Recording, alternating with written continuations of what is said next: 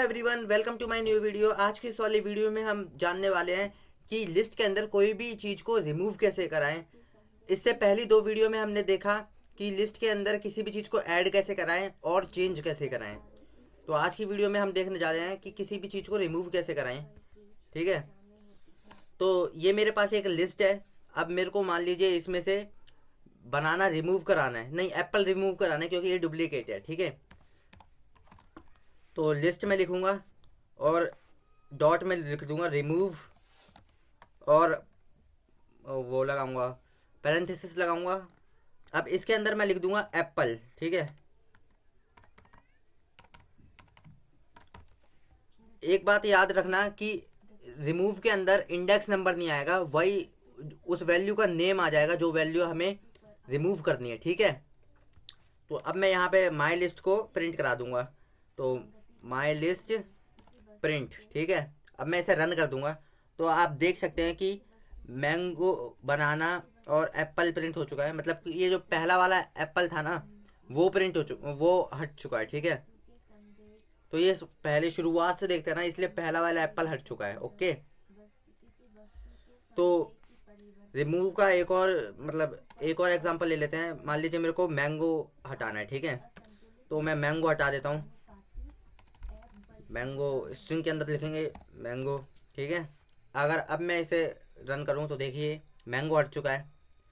ठीक है, तो अगर आप चाहते हैं कि इंडेक्स नंबर से आप किसी भी वैल्यू को या एलिमेंट को हटाना चाहें तो फिर आपको एक पॉप फंक्शन होता है, पॉप पॉप। ठीक है, उसके अंदर में इंडेक्स नंबर देना पड़ेगा स्पेसिफिक। मान लीजिए मेरे को ये 4th नंबर पे जो एप्पल है इसे हटाना है। ठीक है, तो फिर मैं 3rd लिख देता हूँ, 3rd नंबर पे है मेरे पाइथन के हिसाब से। तो इंडेक्स नंबर से देखें तो अगर अब मैं इसे प्रिंट करूँ तो देखिए आप लास्ट वाला जो एप्पल है वो हट चुका है। ठीक है, तो पॉप का मतलब ऐसे ही देख लेते हैं। मतलब अगर मेरे को 2 नंबर हटाने एक साथ, ठीक है, मेरे को पहला और तीसरा नंबर हटाना है।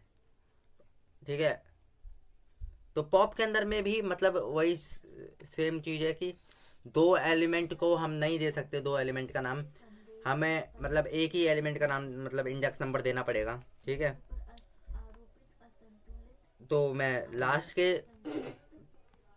तो मैं दूसरे नंबर का मतलब हटाना चाहूँगा, मतलब बनाना हटाना चाहूँगा। तो देखिए बनाना भी रिमूव हो चुका है। और एक और आता है फंक्शन, मतलब कि डिलीट फंक्शन। ठीक है, हम डिलीट का भी इस्तेमाल कर सकते हैं किसी भी चीज़ को रिमूव करने के लिए। ठीक है, मान लीजिए स्क्वायर ब्रैकेट है, स्क्वायर ब्रैकेट के अंदर सबसे पहले हमें वो इंडेक्स नंबर देना पड़ेगा। मैं एप्पल को हटाना चाहता हूँ, फर्स्ट एप्पल को, तो फिर मैंने इंडेक्स नंबर 0 दे दिया है। ठीक है, अब हमें इसके लिए कोई डॉट लगाना नहीं पड़ेगा, हमें इसके आगे सिर्फ डेल लिख देना है। ठीक है, लिस्ट के आगे डेल लिख देना है। उसके बाद फिर हम इसे प्रिंट कराएंगे तो फिर आप देख सकते हैं कि एप्पल हट चुका है। ठीक है,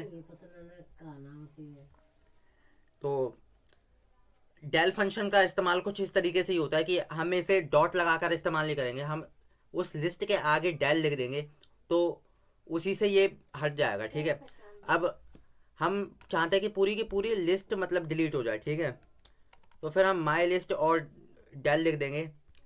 अब देखें तो एरर आ रहा है, एरर इसीलिए आ रहा है क्योंकि वो पूरी की पूरी लिस्ट हट चुकी है। ठीक है, और अब एक और फंक्शन होता है क्लियर फंक्शन।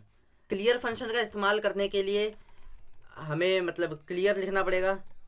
ठीक है, क्लियर लिखने के बाद हमें ये पैरेंथेसिस लगाने पड़ेंगे और उसके बाद हम इसे रन कर देंगे तो आप देख सकते हैं पूरी की पूरी लिस्ट खाली हो चुकी है। ठीक है, मतलब लिस्ट के अंदर जितने भी एलिमेंट्स थे वो जा चुके हैं लेकिन लिस्ट अभी भी है।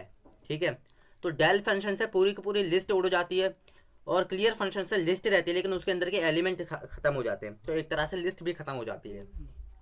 तो आज की इस वाली वीडियो में बस इतना ही, मिलते हैं अगली वीडियो में, तब तक के लिए गुड बाय।